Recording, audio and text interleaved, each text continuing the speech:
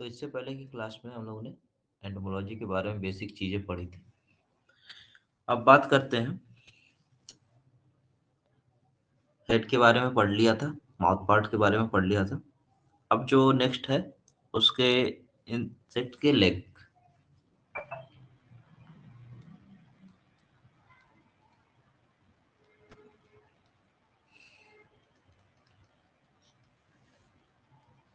तो इंसेक्ट के लिए उसके लेग जो है बहुत ज़्यादा इंपॉर्टेंट होते हैं। तो बात करते हैं इंसेक्ट लेग्स। तो इनके अलग अलग मॉडिफिकेशंस हैं। ठीक है, किसी के लिए कुछ है, किसी के लिए कुछ है। कोई जंपिंग के लिए इस्तेमाल करता है, कोई रनिंग के लिए करता है, कोई पॉलन कलेक्शन के लिए करता है। ठीक है, वॉकिंग। तो अलग अलग पर्पज के लिए अलग अलग तरह के लेग मॉडिफिकेशन है।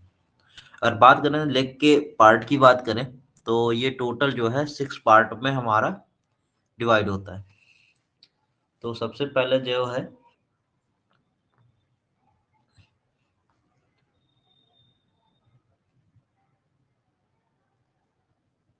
इस तरीके से 6 स्ट्रक्चर इस तरीके से हम लोग बना सकते हैं।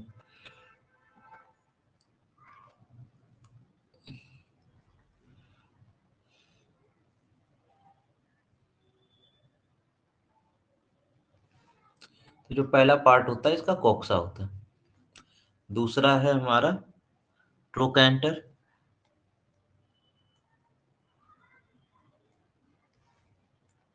लास्ट जो सबसे बड़ा होता है फीमर,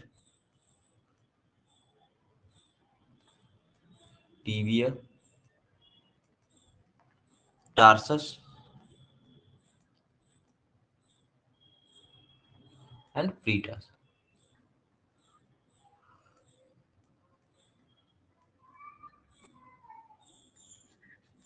जो प्रीटार्सस है इसी की मॉडिफिकेशन होके अलग अलग इसका वर्क हो जाता है। ठीक है, तो बेसिकली जो मॉडिफिकेशन होता है वो प्रीटार्स टार्सस का ही होता है। तो इसमें बात करते हैं। तो सबसे पहला जो चार्ट बनाते हैं हम लोग छोटा सा, ये तो पता है कि लेग का काम क्या है, लोकोमोशन में यानी चलने फिरने के लिए काम होता है। कुछ लोग इसको प्रेइंग हंटिंग के लिए भी करते हैं। तो मॉडिफिकेशन,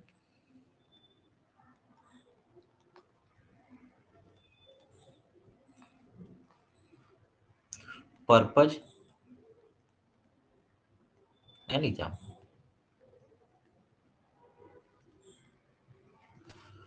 तो सबसे पहला है एम्बुलेटोरियल।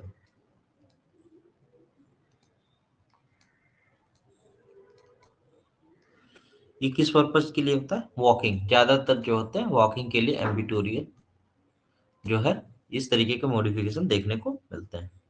ये कॉकरोच में आता है।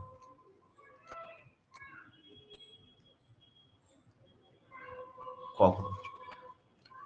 दूसरा जो है हमारा साल्टोरियल। ये ज्यादातर पूछता भी है। ये जो है जंपिंग के लिए होता है और hind leg of grass hopper, जो पीछे का पैर होता है ग्रास हॉपर का उसमें साल्टोरियल लेग होते हैं। ये क्वेश्चन पूछता भी है। Grass hopper hind leg. उसके बाद हमारा है स्कैंसोरियल।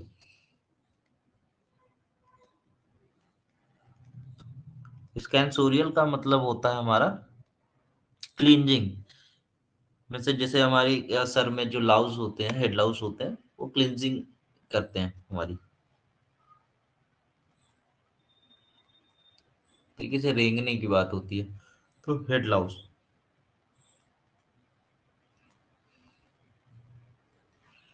ठीक। एक होती है फोरेजियल, सबसे इंपॉर्टेंट है फोरेजियल।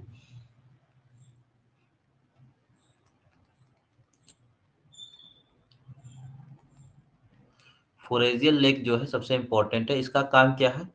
पॉलन कलेक्शन का काम होता है। कप लाइक स्ट्रक्चर इसके हाइंड लेग में होता है, जो कि पॉलन कलेक्शन का काम करती है। और जो ज्यादातर होते हैं वो क्या, पॉलिनेशन में सबसे ज्यादा जो हेल्प होती करती है वो हमारी बी करती हैं, या वर्कर बी जो होती है, स्पेशली बोले तो वर्कर बी।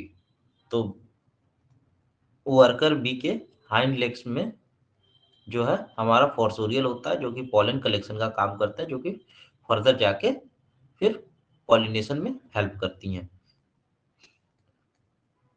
तो एटलीस्ट ये दो तो याद होना चाहिए, साल्टोरियल और फोर्सोरियल जो है बहुत ही ज़्यादा इंपॉर्टेंट है। इसके बाद बात करते हैं हमारा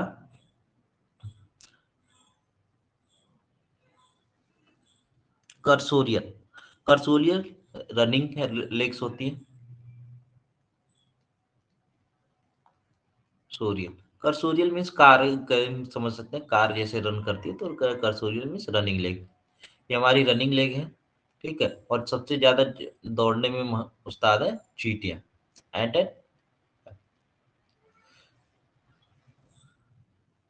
ओके, बेस्ट, ओके। ये हमारा कर्सोरियल लेग हो गए। इसके बाद बहुत सारे अदर तरीके के लेग्स होते हैं, ठीक है। नाटाटोरियल की बात करें तो स्विमिंग लेग हो गई, ठीक है। ये किस पर्पज के लिए इस्तेमाल होता है? स्विमिंग पर्पज के लिए इस्तेमाल होता है। और स्विमिंग के लिए बात करें तो हमारा कोई वाटर बग जो होगा वो स्विम करेगा, जो वाटर इंसेक्ट होते हैं वो स्विम करने के लिए नाटाटोरियल लेग्स का इस्तेमाल करते हैं। इसके बाद बात करते हैं रैप्टोरियल, ये भी इंपॉर्टेंट है। रैप्टोरियल लेग्स जो होते हैं ये प्रेइंग के लिए इस्तेमाल होता है, ठीक है। और ये किस में पाया जाता है? ट्विंग मेंटिस में, ठीक है। तो इसमें फाइंड लेग नहीं होता, इसका आगे वाला जो पैर होता है ये इसमें फोर लेग ऑफ मेंटिड। तो इस ये सब कुछ इंपॉर्टेंट लेक्स थे। इसके अलावा भी एक दो छूट रहे होंगे तो उसको स्किप कर या लिखना चाहो तो लिख सकते हो, ठीक है। ये हो सकता है स्ट्रिडुलेटोरियल, जो साउंड प्रोड्यूसिंग के लिए इस्तेमाल होता है।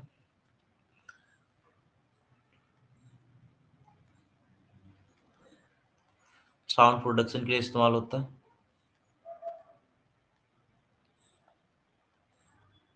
और इसका मेन काम जो है किसमें देखने को मिलता है? क्रिकेट। जो क्रिकेट होता है, मोल ग्रास हॉपर क्रिकेट की हम लोग बात करते हैं ना, तो ये है।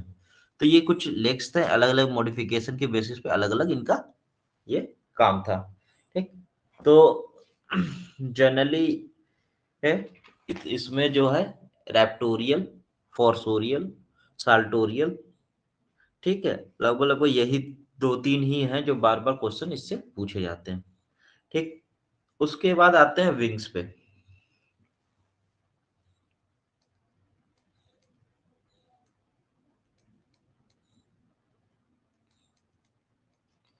विंग्स का क्या काम है? विंग्स में क्या है कि एक तरीके से वेनेसन होती है। वेनेसन मीन्स हम लोग बात करें तो जैसे हमारे हाथों में नसें होती हैं, उसी तरह विंग्स क्या होती हैं, कुछ विंग्स में वेनेसन ऐसे पाई जाती हैं, ठीक है। अब इन विंग्स का क्या होता है, इस विंग्स में भी मॉडिफिकेशन होती है, ठीक।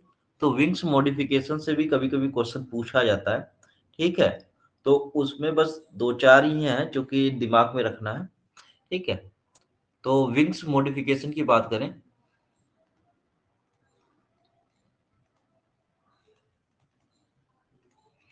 तो सबसे पहले आता है टैगमीना।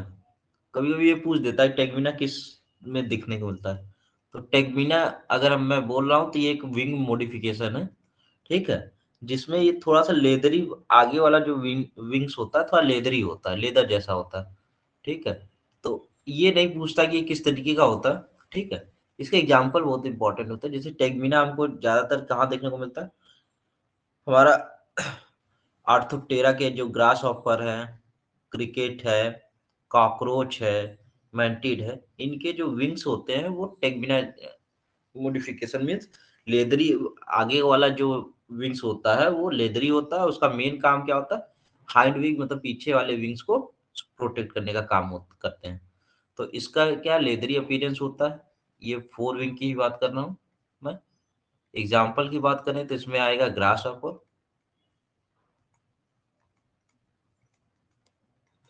क्रिकेट, जो कि आर्थोप्टेरा से है, ठीक।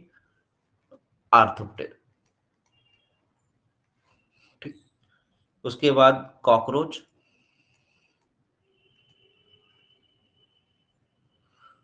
डिक्टियोप्टेरा में होता है, उसमें भी अगर सब सब ऑर्डर में जाते हैं तो ब्लाटेरिया इसका सब ऑर्डर है। और उसके बाद मेंटिड,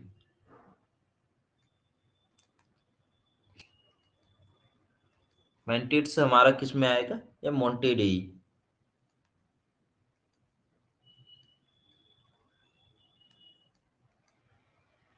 डी, मोंटेडिया में ये आएंगे। तो टेगमीना अगर हमसे कोई पूछता है तो टेगमीना जो स्पेशली कैरेक्टरिस्टिक है, ये आर्थोप्टेरा की कैरेक्टरिस्टिक है। इस तरीके से क्वेश्चन पूछा जाता है। एक दो एमसीक्यू क्वेश्चन मिले थे, इसलिए मैं इसको भी बता रहा हूँ। ठीक, इसके बाद बात करता हूँ एलिट्रा। अगला मॉडिफिकेशन है एलिट्रा। एलिट्रा का मीन्स क्या होता है, ये बहुत ही हार्ड होते हैं, स्पेशलाइज्ड होते हैं। और ये किसके मतलब कैरेक्टरिस्टिक है, तो कोलियोप्टेरा में देखने को मिलते हैं। ठीक है, एलिट्रा अगर वर्ड अगर विंग मॉडिफिकेशन अगर पूछता है तो कहाँ देखने को मिलता है, कोलिप्टेरा। और कोलिप्टेरा में क्या क्या आते हैं, बीटल्स एंड वीविल, ये हमारे विंग्स मॉडिफिकेशन में आते हैं। इसके बाद बात करें हेमी एलिट्रा। ठीक, हेमी एलिट्रा कहाँ देखने को मिलता है हमें,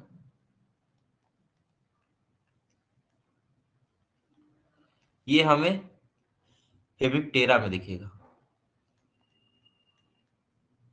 हेमी एलिट्रा मीन्स ये बहुत ही हार्ड होते हैं। ठीक है, तो हेमी इलेक्ट्रा मीन्स इसमें 2/3 हिस्सा जो होता है हार्ड होता है, और 1/3 जो हिस्सा होता है वो मेम्ब्रेनस होता है, मेम्ब्रेन कंटेनिंग होता है। तो हेमिप्टेरा में हमारे क्या आते हैं, बग्स आते हैं।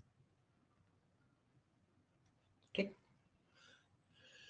इसके बाद बात करें हाल्टर। ये हाल्टर ही पूछता है, मैंने 2-3 बार देखा है एग्जामों में, तो हाल्टर ही दिखता है। तो पूछता है हाल्टर किस तरीके का विंग्स मॉडिफिकेशन है, या किस में देखने मिलता है। एग्जाम्पल्स में बहुत सारी चीजें होती हैं। हाल्टर जो हमको देखने को मिलता है, ठीक है, होल्टर का जो हाइंड विंग्स होता है एक नब्स में कन्वर्ट हो जाता है। मीन्स ऊपर का तो विंग होता है, फोर विंग होता है, लेकिन हाइंड विंग जो होती है इस तरीके से होती है, इस तरीके से होती है, जिसको हम लोग नब्स कहते हैं, हाइंड विंग।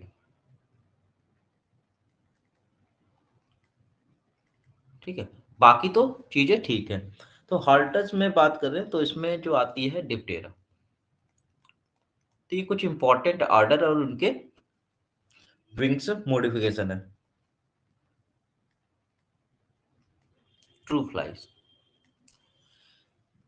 इसके बाद स्केल वाली आती है। जैसे स्केल मीन्स क्या है, एक स्केल हो जाता है जो कि कलरफुल स्केल्स होती है बहुत ज्यादा, ये सबसे कलरफुल होते हैं। और जब कलरफुल की बारे में बात करूं तो सबसे कलरफुल क्या होता है, हमारे बटरफ्लाई होती है। ठीक है, या फ्लाइज होती है, मॉथ होती है। उसमें क्या है, उसका जो विंग्स होते हैं उस पे स्केल्स फॉर्मेशन होता है, यानी वो मॉडिफिकेशन होता है। तो लेपिडोप्टेरा की बात करें, टेरा में बात करते हैं, तो बटरफ्लाई एंड मॉथ।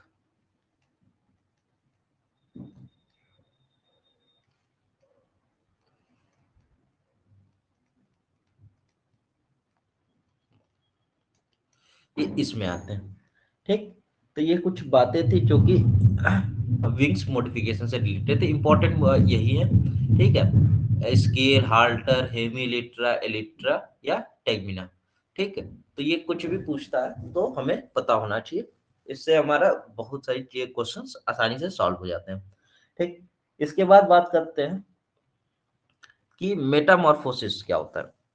तो मेटामॉर्फोसिस क्या है, एक तरीके से फिजिकल अपीयरेंस में चेंज को हम मेटामॉर्फोसिस कहते हैं। ठीक, तो ये अलग अलग तरीके से होता है। ठीक है, कहीं स्लो होता है, कहीं इनकम्प्लीट होता है, कहीं होता ही नहीं है। ठीक है, इसके अलग अलग क्राइटेरिया है। ठीक है, उसमें हम लोग अभी थोड़ी देर में पढ़ेंगे भी। ठीक, तो जो मेटामॉर्फोसिस होती है, ये हमारी दो पार्ट में ही बोल दिया जाए तो ज्यादा ठीक है। मेटामॉर्फोसिस।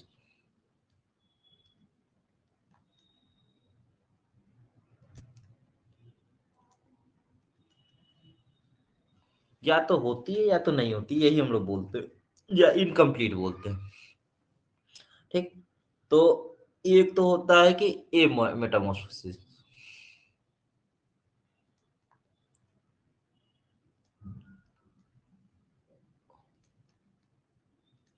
फोसिस, यानी हो ही नहीं रही है। दूसरा क्या हो सकता है, ग्रेजुअल हो रही है। और तीसरा इनकम्प्लीट।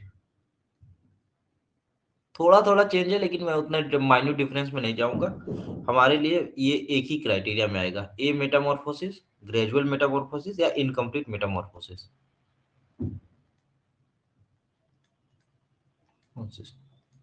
अब इसमें क्या होता है, इसमें हमारा सबसे पहले तो चीजें होंगी, स्टार्ट होगी एक से यंग, यंग वंस, और यहां से ये डायरेक्ट अडल्ट। ठीक, ये बनेंगे। बाकी क्या है, कंप्लीट मेटामॉर्फोसिस।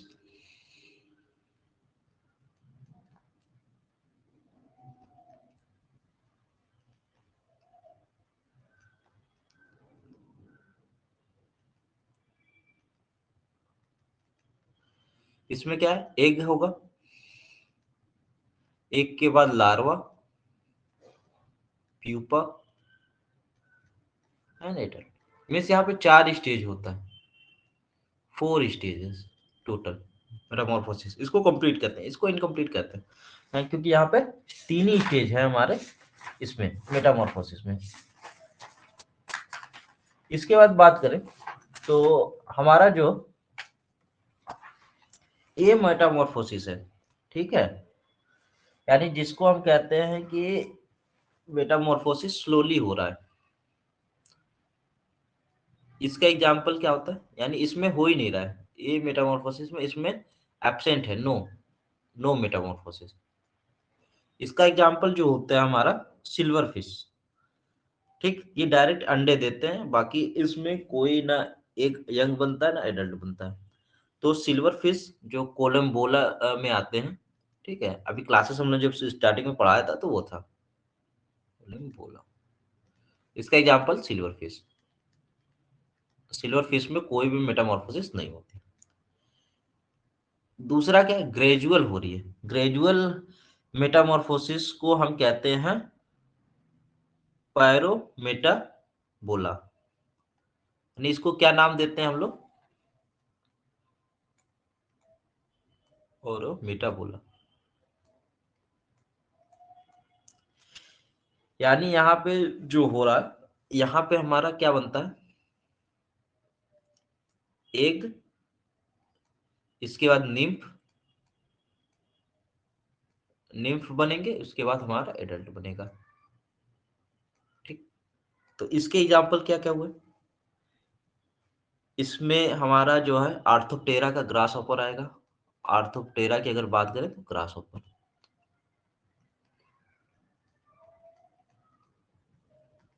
दूसरा क्या है, टर्माइट्स आएगा। टर्माइट का किस ऑर्डर का, आइसोप्टेरा का है। ठीक, इसके बाद थ्रिप्स, थ्रिप्स थाइनोसोरा का है। ठीक है, तो बग आएंगे, हेमिप्टेरा का है। इसके बाद हमारा एफिड्स आएंगे जो होमोप्टेरा का है। इसके बाद हमारा ईयरविंग जो डर्मोप्टेरा है, जो कि इसको लिखना चाहो तो लिख सकते हैं, नहीं तो ये इतना इंपॉर्टेंट नहीं है। लेकिन सबसे ज्यादा इंपॉर्टेंट क्या है, grasshopper, termite, thrips, bug, aphid, means Orthoptera और हेमिप्टेरा, मोटा मोटा आर्थोप्टेरा और हेमिप्टेरा एंड आइसोप्टेरा। इसके इंपॉर्टेंट इसमें आते हैं, आर्थो, हेमी एंड आइसो। ये 3 ऑर्डर जो है ये ग्रेजुअल हमारा मेटामॉर्फोसिस शो करते हैं, जिसको पैरामोटा बोला भी कहते हैं। इसके बाद हमारा जो है इनकम्प्लीट मेटामॉर्फोसिस है।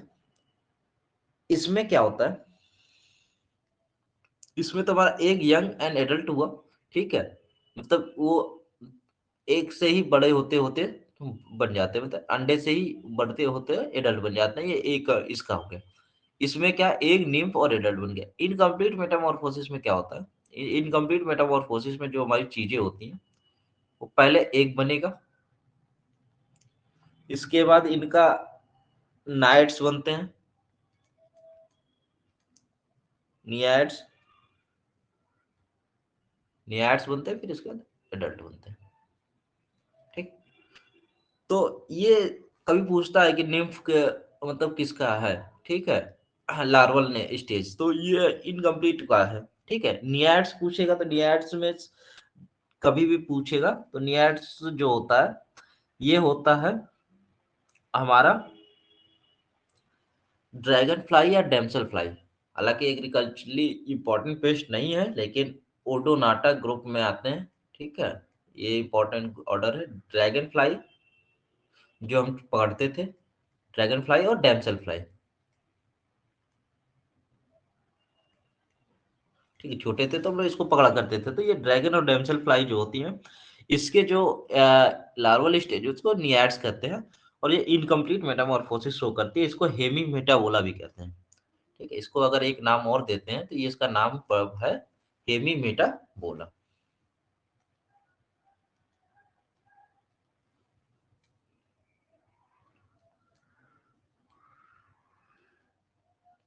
मेटाबोला।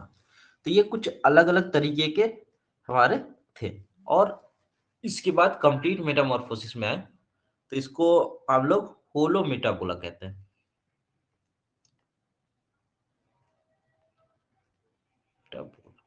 होलो मेटाबोला का मतलब इसमें ए गैप भी है, लार्वा भी है, प्यूपा भी है, एडल्ट भी है, मतलब चारों स्टेज हमको दिखेंगे। ठीक। अब इसके एग्जांपल्स क्या क्या है, इसके एग्जांपल में हमारा क्या है, कोलियोप्टेरा सबसे पहला तो है कोलियोप्टेरा। कोलियोप्टेरा में क्या आता है, बीटल, वेविल, इंपॉर्टेंट ही। इसके बाद आता है डिप्टेरा, जिसमें आती है फ्लाइज। इसके बाद आते हैं न्यूरोप्टेरा।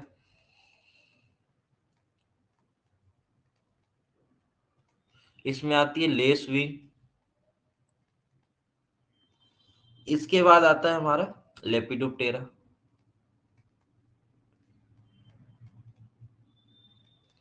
जो कि हमारी आती है इसमें मॉथ और बटरफ्लाई।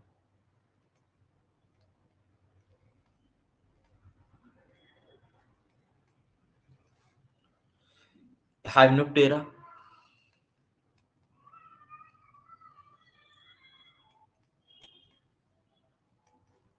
B and ants. ये कुछ इंपॉर्टेंट ऑर्डर है जो कि इसमें आते हैं। ठीक। यानी कि एग्रीकल्चरली इंपॉर्टेंट जितने भी हमारे पेस्ट है, ठीक है, जैसे है कोलियोप्टेरा में आते हैं, डिप्टेरा में आते हैं, लेप्टोप्टेरा, हाइमेनोप्टेरा, ये जनरली कंप्लीट मेटामॉर्फोसिस शो करते हैं। ठीक। इनके लार्वल स्टेज को अलग अलग जगह पे अलग अलग नाम दिया जाता है। ठीक है, ये ब्रैकेट में लिख सकते हैं लार्वल लार्वा को क्या क्या कहते हैं। जैसे कि कोलियोप्टेरा के लार्वा को जो हम कहते हैं ग्रब,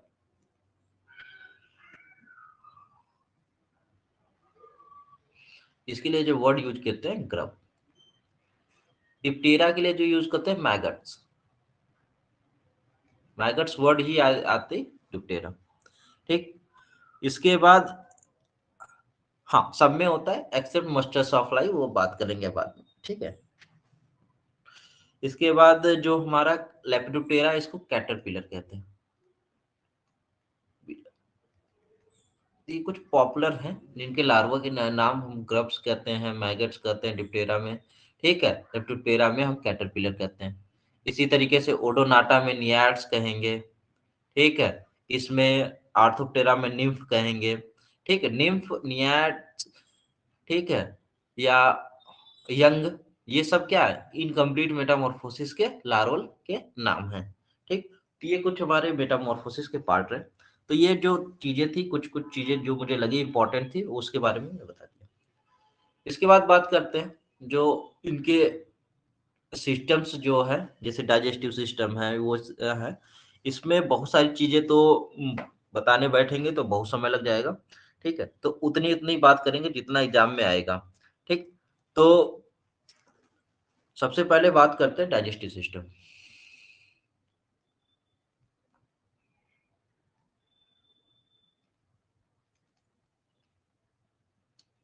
डाइजेस्टिव सिस्टम, तो डाइजेस्टिव सिस्टम की बात करें तो ये 3 पार्ट में डिवाइड होता है। ठीक है, लगभग लगभग अपना जैसे होता है। ठीक है, फूड डाइजेस्टिव सिस्टम उसी तरीके से इनमें होता है, थोड़ा सा चीजें स्ट्रक्चर चेंज हो जाती है। जैसे कि फोरगट, मिडगट और हाइंडगट, इसमें हम इसको डिवाइड करते हैं। ठीक, तो जो हम इसको डिवाइड करते हैं डाइजेस्टिव सिस्टम को 3 पार्ट में डिवाइड करते हैं।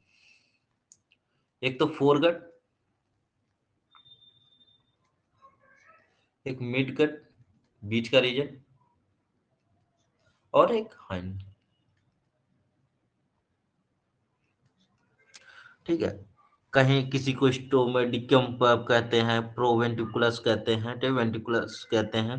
ठीक है, तो वो चीजें नहीं देखते हम लोग, सिंपल सी बातों में याद करते हैं फोरगट, मिडगट, हाइंडगट। ठीक, फोरगट ही सबसे ज्यादा इंपॉर्टेंट है। ओरिजिन इसकी एक्टोडर्मल होती है, 2 की एक्टोडर्मल होती है, एक एक की इंडोडर्मल होती है। तो ये एक्टोडर्मल ओरिजिन है,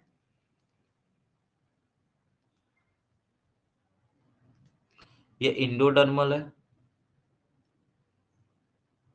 derma means skin, Indo means अंदर। ठीक, एक्टो डर्मल।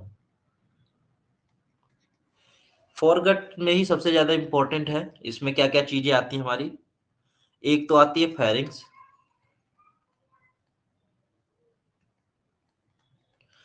फेरिंग्स का क्या काम होता है? फेरिंग्स का काम होता है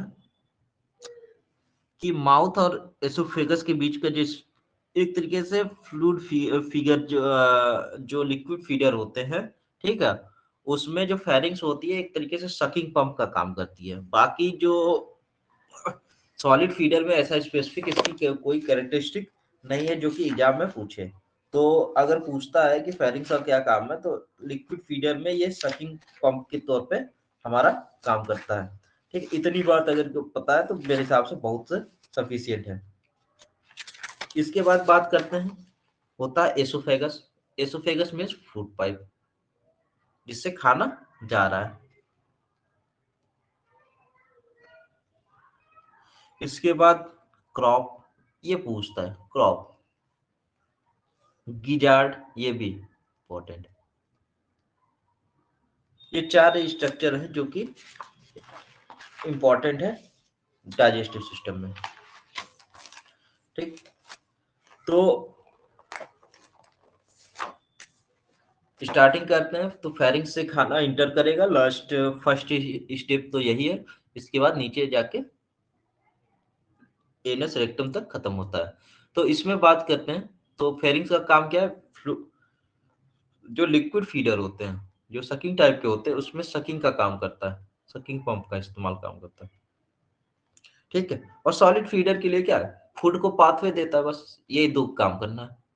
ठीक है, कि खाना या इस रास्ते से फूड पाइप के लिए जाता है, मतलब माउथ से एसोफेगस के बीच में एक जो रीजन होता है उसको हम फेरिंग्स कहते हैं।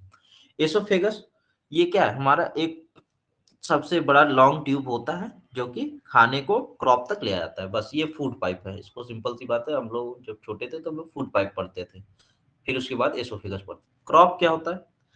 क्रॉप एक बैग लाइक स्ट्रक्चर होता है, ये इंपॉर्टेंट है।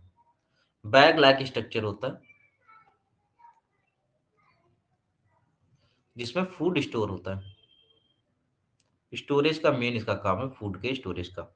ठीक, इसके बाद प्रोवेंटिकुलस, मतलब गिजार्ड को प्रोवेंटिकुलस इसलिए कहते हैं क्योंकि मिड गट को वेंटिकुलस भी कहते हैं। ठीक है, तो ये क्या है कि इसका मेन जो काम होता है, जो फूड हमारा क्रॉप में स्टोर है उसका ग्राइंड करने का, ग्राइंडिंग यानी जो डाइजेशन वाला काम होता है, ग्राइंडिंग का काम जो है यही करता है।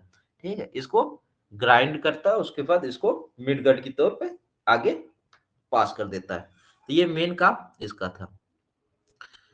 अब जो है जो हमारा ये मिड गट है, ये दो रीजन से के बीच का रीजन जो होता है इसको मिड गट कहते हैं। जैसे गिजार्ड जो है, ठीक है, यहाँ से स्टार्ट होता है, और जो है मालफिजियन ट्यूब, हाइंड गट का मालफिजियन ट्यूब में गिजार्ड से मालफिजियन ट्यूब, तो जहां से ये कनेक्ट होते हैं इसको हिपैटिक सिके कहते हैं, और लास्ट जो है मालफिजियन ट्यूब, इसके बीच का जो रीजन होता है ये हमारा ये होता है मिड गट।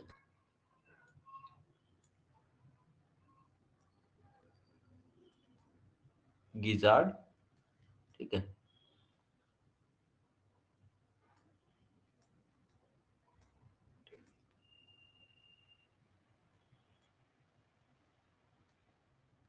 और यहाँ पे मालफिजियन ट्यूब तक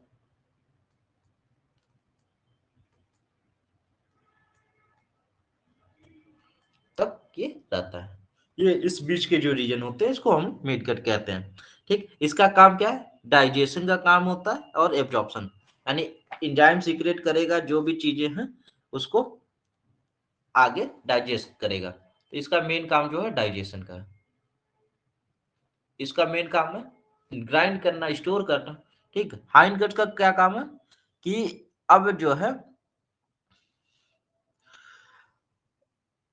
एक्टोडर्मल ओरिजिन होती है, उसको जो भी अनवांटेड चीजें है उसको बाहर निकालना। ठीक है, इसको थ्री इलम, कोलम एंड रेक्टम, ठीक है, ये तीन पार्ट में ये होता है। इसमें इलियम, कोलम, ठीक। एक चीज ये होती है, इसमें क्या होती है कि इनकी जो मिड गट की जो स्ट्रक्चर है उसके अंदर जैसे क्या होता है, एक लाइनिंग होती है, इस तरीके की लाइनिंग होती है, ठीक है, जिसको हम कहते हैं पेरीट्रोपिक मेम्ब्रेन। ये भी थोड़ा सा इंपॉर्टेंट है, बहुत ज्यादा नहीं है। इसको कहते हैं पेरीट्रोपिक मेम्ब्रेन।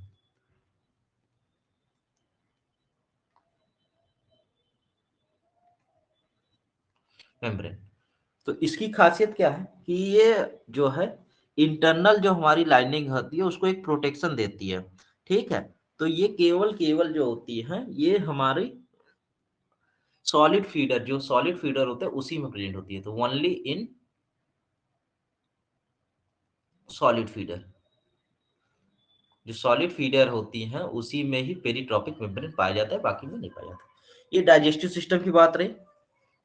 ठीक, इसके बाद बात करते हैं सर्कुलेटरी सिस्टम।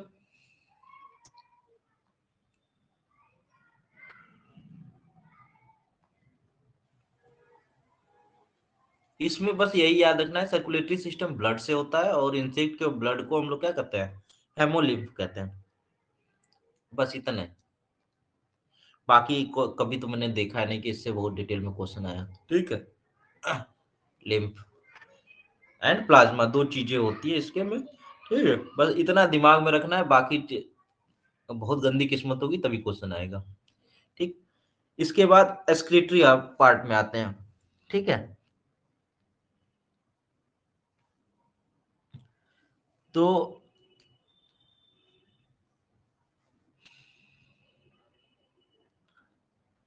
सॉरी, उससे पहले रेस्पिरेटरी कर लेते हैं, फिर उसके बाद करते हैं।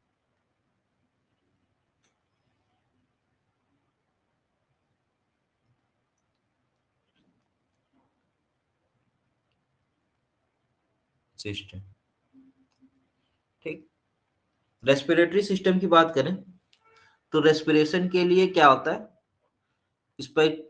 स्पेरिकुलर ओपनिंग होती है जिसको हम ट्रैकिया कहते हैं। ठीक है, ट्रैकिया से मतलब एब्डोमेन या थोरेक रीजन में क्या होते हैं, हालत ट्यूब्स नंबर मतलब पाए जाते हैं, एयर सैक्स जिसको कहते हैं, छेद पाए जाते हैं, सिंपल सी बात में बोले तो छेद पाए जाते हैं, जिससे क्या एयर पास आउट होता है।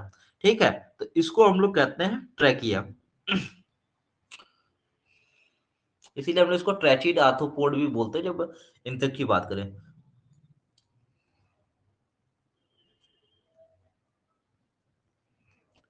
इसमें क्या पाए जाते हैं, बहुत तरीके स्पेरिकल्स पाए जाते हैं। तो कुछ एब्डोमेन रीजन में पाया जाता है, कुछ थोरेक्स रीजन में पाया जाता है, कुछ फंक्शनल होता है, कुछ नॉन फंक्शनल होता है, ठीक है। तो इसी के बेसिस पे, ठीक है, हम लोगों ने अलग अलग नाम भी दिया इसको, ठीक है। कभी इसको होलोप्नेस्टिक कहते हैं, ठीक है, पेरिनास्टिक, हेमिनास्टिक, एम्फिनास्टिक, प्रोनास्टिक, मतलब अलग अलग नाम से इसको जानते हैं। तो थोड़ा सा बस देख लेना, या बहुत ज्यादा तो मैं इस पर फोकस नहीं करूंगा। तो ये किस बेसिस पे है?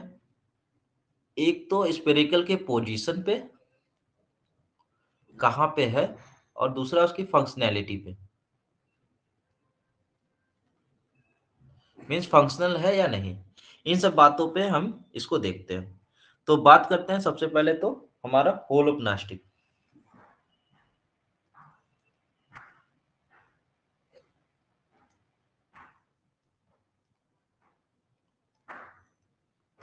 ठीक, इसमें 10 पेयर होते हैं,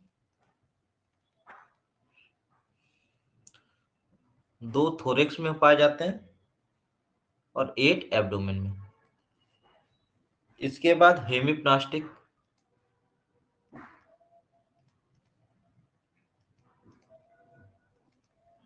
इसमें जो होते हैं टोटल तो 10 हैं, इसमें से एक या दो नॉन फंक्शनल होते हैं, तो काम ही नहीं करते। ठीक, इसमें क्या है, 10 पेयर्स होते हैं, और 10 पेयर्स में जो है 2 थोरेक्स पे, एक एब्डोमेन, कैपिटल ए मतलब एब्डोमेन। ये ग्रास हॉपर में देखते मिलता है, सबसे ज्यादा तो यही पूछता है। अगर कहीं एग्जाम्पल लिख देता है तो एग्जाम्पल बेसिक क्वेश्चन पूछता है।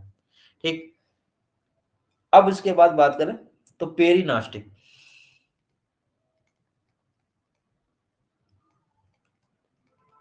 इसमें 9 पेयर वर्क करते हैं, ठीक। उसमें एक हमारा थोरेक्स रीजन में होता है, 8 हमारा एब्डोमेन रीजन में होता है, ठीक है।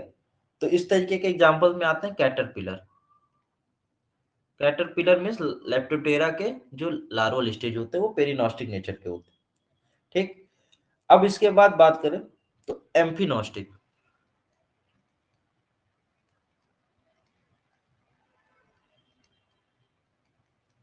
इसमें दो ही पेयर होते हैं, एक आगे एक पीछे, ठीक है। इसको एंटीरियर एंड पोस्टीरियर कहते हैं, one anterior and one posterior, means एक आगे एक पीछे, ठीक है। इसमें ये कहाँ देखने को मिलता है, मैगट्स में। मैगट्स कहाँ पे होते हैं, डिप्टेरा के एग्जाम्पल्स हैं, ठीक। अब इसी में एम्फी को फिर हम लोग फर्दर दो पार्ट में कर सकते हैं, प्रो और मेटा, ठीक। एम्फी को ही फर्दर प्रो मेटा में कर लेते हैं, प्रो एंड मेटा, प्रोनोस्टिक एम्फिनोस्टिक।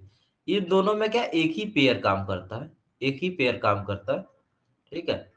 इसमें क्या है, आगे वाला काम करता है वन एंटीरियर, ठीक, स्मॉल ए, और इसमें क्या, एक पीछे वाला पेयर काम करता है पोस्टीरियर, ठीक। तो ये इसके एग्जाम्पल हो गए। उसके बाद हमारा क्या, हाइपोनोस्टिक। हाइपो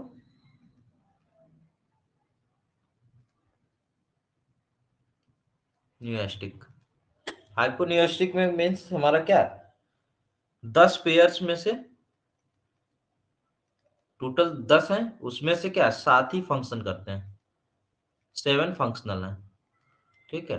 और 7 फंक्शनल में भी एक एब्डोमेन, सॉरी, एक थोरेक्स और 6 एब्डोमेन। तो जनरली हमारा क्या है, हमने ट्रेंड देखा क्या, कि 10 पेयर तक होते हैं अगर फुल्ली फंक्शनल ग्रास हॉपर में है, ठीक। उसके बाद 9 फंक्शनल, ठीक। उसके बाद 7 फंक्शनल तक देखा। बाकी दो में हमने देखा कि एक तो दो पेयर वाले में एक आगे एक पीछे, अगर आगे है केवल केवल तो प्रोम्योनिस्टिक, ठीक है। और अगर पीछे है तो मेटानेपेस्टिक, ठीक है। तो ये सारी चीजें, और लास्ट में क्या, ए न्यूमेस्टिक।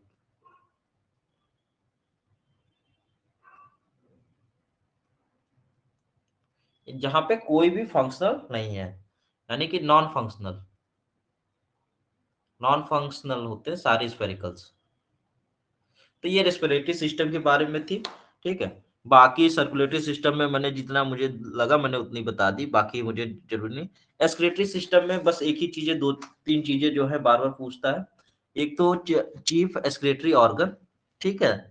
उसमें कौन कौन सा सबसे ज्यादा किस में होता है, और किस फॉर्म में मतलब एक्सक्रेटा इनका निकलता है, जो प्रोडक्ट है एक्सक्रेटरी प्रोडक्ट वो किस तरीके का होता है। तो एक्सक्रेटरी सिस्टम की बात करें,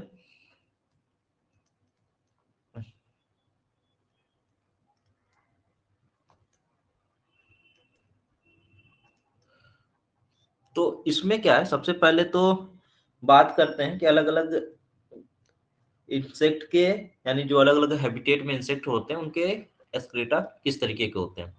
जैसे टेरेस्ट्रियल है,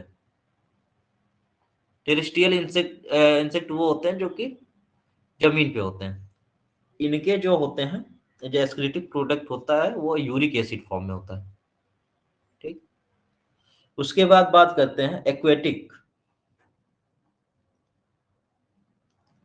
एक्वेटिक जो पानी में रहते हैं, ठीक है, इनका मेन एक्सक्रीटरी प्रोडक्ट जो होता है वो होता है हमारा अमोनिया फॉर्म में, अमोनिया फॉर्म में। ठीक है, इसके बाद जो है मैमल्स, मैमल्स में हम लोग भी आते हैं। ठीक है, ये यूरिया फॉर्म में। ठीक है, तो ये हमारे कुछ है, तो इस तरीके के क्वेश्चन बहुत बार एग्जामों में देखने को भी मिले हैं। तो ये एक इंपॉर्टेंट है। दूसरा क्या है, पूछता क्या है, सबसे principal organ for excretion, insect में सबसे चीफ या प्रिंसिपल ऑर्गन फॉर एक्सक्रीशन क्या है, जो सबसे मेन है। ऐसे ऑर्गन तो बहुत सारे हैं, ठीक है, लेकिन जो सबसे इंपॉर्टेंट है वो है माल्फिजियन ट्यूब।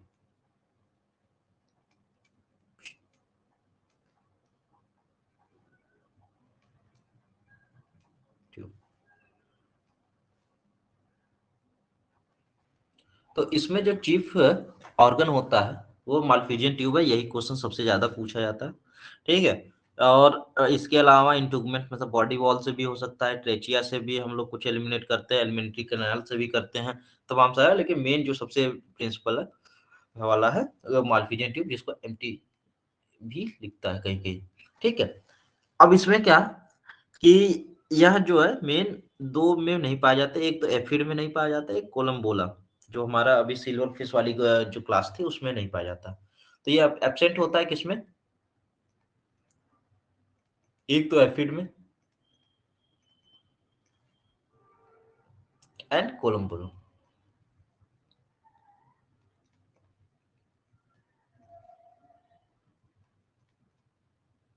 इसमें ये एब्सेंट पाया जाता है।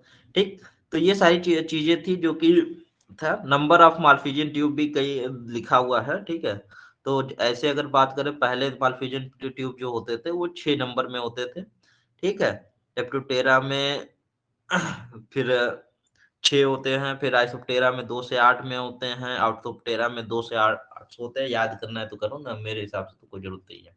ठीक है, लेपिडोप्टेरा में 6 के नंबर में होते हैं, आइसोप्टेरा में वेरी करते हैं, ये 2 से 8 के बीच में, ऑर्थोप्टेरा में ये 200 के ऊपर जा सकते हैं। तो ये बहुत ज्यादा याद करने वाली चीज नहीं है। ठीक है, तो मेन चीज है ये माल्फिजियन ट्यूब है, इसका मेन काम है एक्सक्रीशन का। ठीक, ये बात रही इसके। अगली से सिस्टम की बात करें, अगला वाला थोड़ा सा जरूरी है। ठीक है, एक होता है एंडोक्राइन सिस्टम ऑफ इंसेक्ट, जो कि डक्टलेस ग्लैंड होता है। ठीक है, किसी ने हल्का भी बायोलॉजी पढ़ा होगा 12th में, या ह्यूमन का भी पढ़ा होगा, तो उसको पता है कि ये सब सिस्टम होते हैं, ये क्या क्या काम करते हैं। ठीक है, तो फंक्शनैलिटी पे नहीं जाते हैं, मेन जो जहाँ पॉइंट ऑफ व्यू से आएगा वो देखते हैं। इंडोक्राइन ग्लैंड की बात करें, तो ये क्या है, एक डक्टलेस ग्लैंड है। इसका मेन काम क्या होता है, हार्मोन्स का। ये हार केमिकल सिक्रेट करते हैं जिसको हम कहते हैं हार्मोन्स। ठीक है, तो हार्मोन सिक्रेशन कहाँ से होता है हमारा, एंडोक्राइन ग्लैंड से होता है। अब ये क्या, हार्मोन्स के क्या अलग अलग काम होते हैं। ठीक है, अलग अलग जैसे हार्मोन्स है, अलग अलग उसका काम होता है। ठीक, कुछ मॉल्टिंग के लिए होते हैं, कुछ जुवेनाइल के लिए होते हैं, कुछ ब्रेन्स के हार्मोन्स होते हैं, तमाम तरह के अलग अलग हार्मोन्स होते हैं। तो उसमें बात करें, तो मेन ऑर्गन इसमें बात करें तो एक तो न्यूरो एनएससी है, होती है, छोटे छोटे पॉइंट में लिख देते हैं एनएससी, न्यूरो सेक्रेटरी से।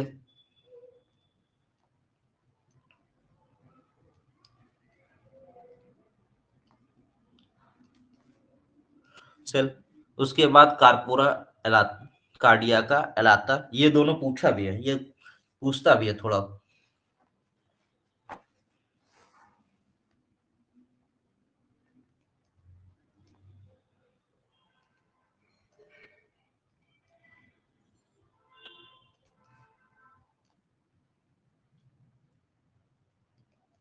कार्पोरा एलाता,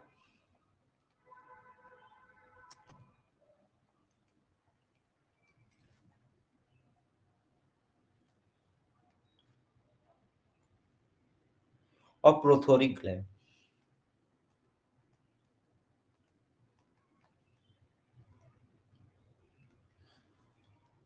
तो इनका मेन जो काम है, एक तो जो न्यूरो सेक्रेटरी सेल का काम है, ये क्या करता है, ब्रेन हार्मोन्स को रिलीज करता है। इसका जो मेजर काम है ब्रेन हार्मोन को रिलीज करना,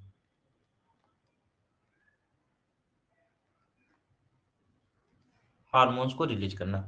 अब ब्रेन हार्मोन का क्या काम होता है कि यह क्या है, ब्लड में चला जाता है, फिर इसका काम क्या है, एक्टिवेशन हार्मोन इसको कहते हैं। ब्रेन ब्रेन क्या है, ब्रेन सभी चीजों को कंट्रोल करता है, तो इसको क्या है, इसको सिक्रीट करने वाला एनएससी है, ठीक है। और इसका मेजर काम क्या है, एक्टिवेशन का, इसको एक्टिवेशन हार्मोन भी कहते हैं। सारी एक्टिविटी इसी से कवन होती है, ठीक। उसके बाद कार्पोरा कार्डियाका की बात करें तो ये क्या है कि इसका मेजर जो फंक्शन है, storage and release of hormones. इसका जो मेन फंक्शन है, storage and release of hormone, store करके रखता है, फिर जब जब जरूरत होती है तो हार्मोन्स ये रिलीज करता है, ठीक है, हार्मोन। तो ये स्टोरेज का काम करता है। इसके बाद बात करते हैं कार्बोरा अलाता, ठीक। इसको क्या है, ये बहुत ज्यादा जरूरी है, ठीक है। इसका मेन काम है जुवेनाइल हार्मोन्स को प्रोड्यूस करना। जुवेनाइल हार्मोन्स को ये हमारा प्रोड्यूस करता है, को प्रोड्यूस करता है। और इससे क्या होती है, जुवेनाइल मीन्स क्या है कि एक तरीके से उसकी मेटामॉर्फोसिस को इनहिबिट कर देता है। तो बहुत सारे अलग अलग जनरेशन ऑफ पेस्टिसाइड आए थे, उसमें जुवेनाइल हार्मोन्स को भी एक तरीके से पेस्टिसाइड के रूप में भी कंसीडर किया गया था, कि ताकि मतलब अगर इंसेक्ट को एक पर्टिकुलर स्टेज पे अगर रोक देते हैं तो हम उससे काफी सारी चीजें जो है मतलब कंट्रोल कर सकते हैं बीमारियों को, और बिना कोई एक्सेस केमिकल के। तो ये एक बहुत अच्छा यूज था, ठीक। तो कार्पोरा एलाटा ये बहुत इंपॉर्टेंट है, जिससे जुवेनाइल हार्मोन्स का सिक्रेशन होता है। जुवेनाइल हार्मोन्स क्या करता है कि हमारे मेटाबॉर्मोसिस को इनहिबिट करता है, ठीक।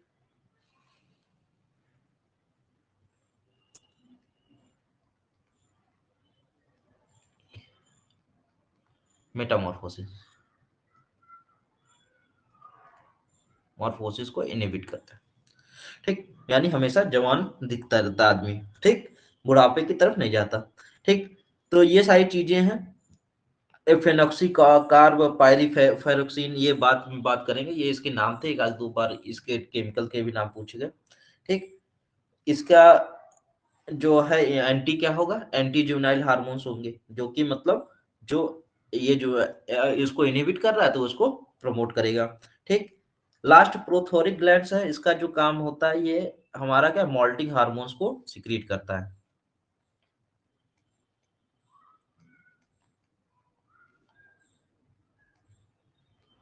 हार्मोन्स को सिक्रीट करता है। और मोल्टिंग के बारे में हम लोगों ने सारी चीजें पढ़ रखी है कि मोल्टिंग क्या होता है, क्यूटिकल का रिमूवल होता है, ठीक है, जिसको एक्सो एक्डाइसिस भी कहते हैं, फाइनल जो हो जाती है, ठीक है। तो ये सारी चीजें थी जो कि हमारे इससे रिलेटेड थी, इंडोक्राइन ग्लैंड से, न्यूरो वाले से ब्रेन। मेन उसमें दो ही इंपॉर्टेंट है, प्रोथोरिक ग्लैंड और कार्पोरा एलाता। एक से जुवेनाइल हार्मोन्स निकल रहा है, एक से मोल्टिंग हार्मोन्स निकल रहा है, ठीक। ये दोनों इंपॉर्टेंट है, बाकी मोटा मोटा पढ़ना चाहे तो पढ़ लो। तो ये सारी कुछ बातें थी जो मैं मुझे बतानी थी। बाकी और आज कुछ छूट रहा हो तो देख लेता हूँ। हाँ, एक चीज है, रिप्रोडक्टिव सिस्टम में मैं दो बातें बताऊंगा बस, ठीक है, छोटा सा कॉन्सेप्ट है, बस ये बताऊंगा कि जो रिप्रोडक्टिव सिस्टम होती है,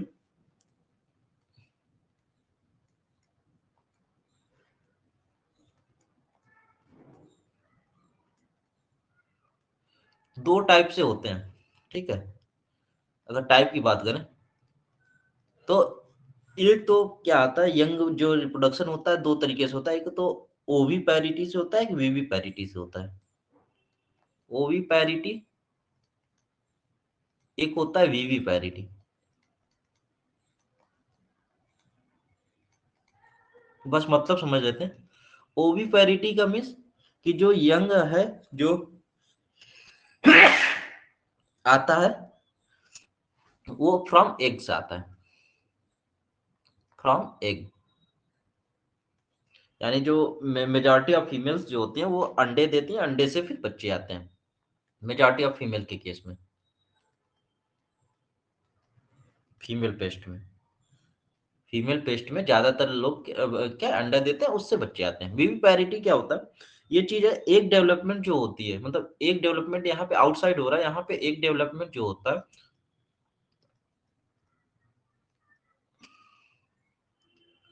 विद इन मदर होता है, मतलब माँ के अंदर ही इसकी मतलब एक का डेवलपमेंट होता है, बच्चे मतलब इसको माँ को फाड़ के ही निकलते हैं, ठीक है। तो ये सारी चीजें हैं जो कि वीवी पैरिटी होता है, जैसे स्कॉर्पियन है, ठीक है, हमारे एफिड्स है, ठीक है, तो ये कुछ हैं, थ्रिप्स है। तो जो थ्रिप्स में तो वो वीवी पैरिटी आता है, में से दोनों चीजें आती हैं, ठीक है। बाकी अगर सूडो प्लेसेंटल वीवी पैरिटी एफिड्स में आता है, तो ये कुछ कभी कभी पूछता है कि वीवी पैरिटी किस में देखने को मिलता है, स्कॉर्पियन एफिड्स है, इसमें आपको देखने को मिलते हैं, ठीक है। तो ये कुछ बात थी जो कि मुझे करनी करनी थी, ठीक है। बाकी चीजें क्लियर हो गई हैं। कल हम लोग थोड़ा सा क्लासिफिकेशन के, ऑर्डर के क्लासिफिकेशन के बारे में जानेंगे, थोड़ी बहुत सारी चीजें, क्या क्या इंपॉर्टेंट चीजें हैं इसमें, क्लासिफिकेशन, और क्लासिफिकेशन करके इंपॉर्टेंट पेस्ट के बारे में पढ़ के हमारा एंटोमोलॉजी खत्म हो जाएगा, ठीक। ओके, आज के लिए इतना ही।